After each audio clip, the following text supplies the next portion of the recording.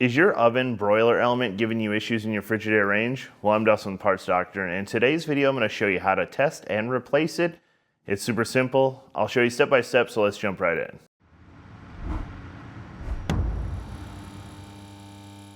Oven baking elements can fail over time due to repeated heating and cooling, which weakens the metal and eventually may cause it to burn out. On most ovens, the bottom element is referred to as the bake element, and the top element is called the broiler element. In this video, we'll be testing and replacing the broiler element. If your broiler element isn't working properly, first check for visible damage such as warping, cracks, breaks, or splintering. Power surges, grease splatters, moisture, or poor oven ventilation can also lead to overheating and failure. If your element passes the visual inspection, stay tuned because later in this video we'll show you how to use a multimeter to test your element before replacing it.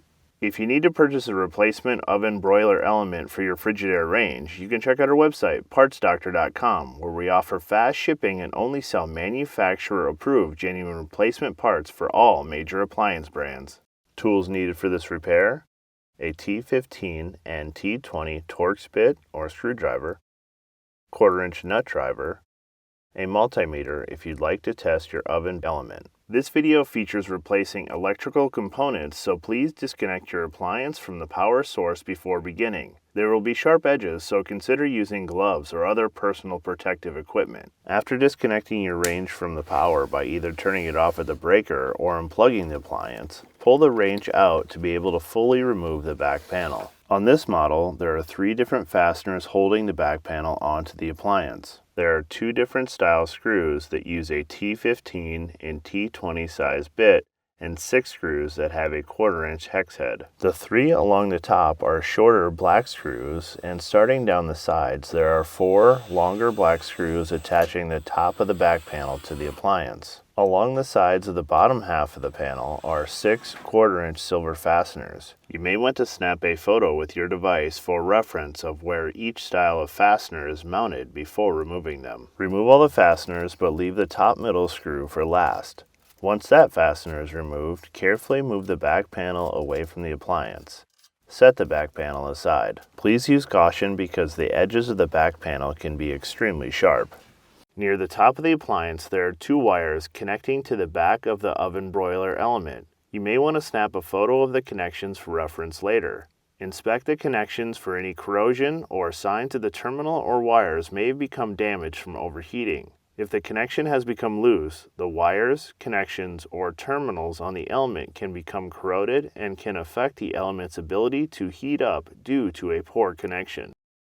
If the connectors or wires are heavily damaged or corroded, you may want to replace them to assure that the connection between the element and the wire is tight, which will prevent damage in the future. Pull the metal connector on each wire until they are fully disconnected from the broiler heating element. If the terminal is hard to remove, firmly hold the element and use a pliers to pull the connector off of the broiler element. With both of the connections removed, you can use your multimeter to test the element. Set your multimeter to the ohm setting and place a probe on each connection. If your multimeter is not an auto-ranging multimeter, set it to the lowest setting. If your element is good, you should have an ohms reading around 20 ohms. Most 2500 to 3500 watt broiler elements should read between 15 to 25 ohms. If you do not get a reading or a number outside of this reading, your element is bad and should be replaced. Before removing the element, lift and move the oven insulation away from the element terminals so they do not get caught when you pull the element out to remove it. We found that a clamp holds the insulation out of place, but if you do not have one, it is not necessary for the repair.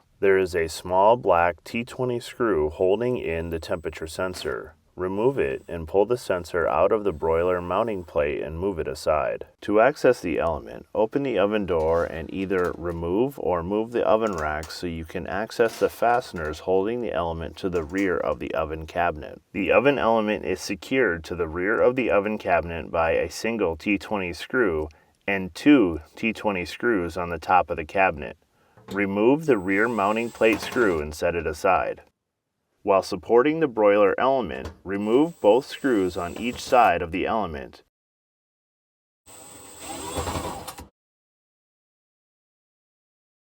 Your element should now be able to be removed by pulling it straight forward and out of the oven's cabinet. If you need to purchase a new oven broiler element, you can check out our website, partsdoctor.com. We'll leave a link in the description below. You want to make sure that you're searching with a full model number from the tag on your appliance to be sure that you're getting the correct part. To install the new oven broiler element, make sure that the metal tabs are pointing down and slide the connectors of the element through the back wall of the oven.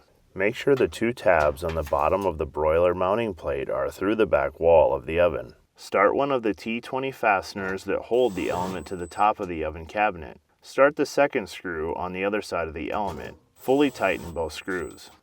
Install the T20 screw into the mounting plate in the rear of the oven cabinet. Replace or move back both of the oven racks and then close the oven door. At the rear of the appliance, slide the temperature probe through the insulation and into the broiler mounting plate. Be sure that the screw mounting hole is orientated towards the top and line it up with the screw hole and fully tighten the small black T20 screw. Slide the insulation over the terminals of the element and tuck the sides of the insulation back into place. Reattach the terminals by supporting the top of the connections and slide the connectors on.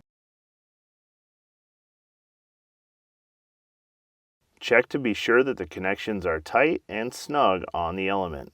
To reattach the back panel, align the holes in the top corners of the back panel with the black screws in the back of the oven's control panel. Starting in the center of the top of the back panel, insert a black T15 screw into the mounting hole to hold the panel in place. Insert the other T15 screws into the corners of the back of the oven's control panel. Be careful not to over-tighten any fasteners. Moving down the sides, insert the longer black T20 large threaded screws. There will be 2 on each side.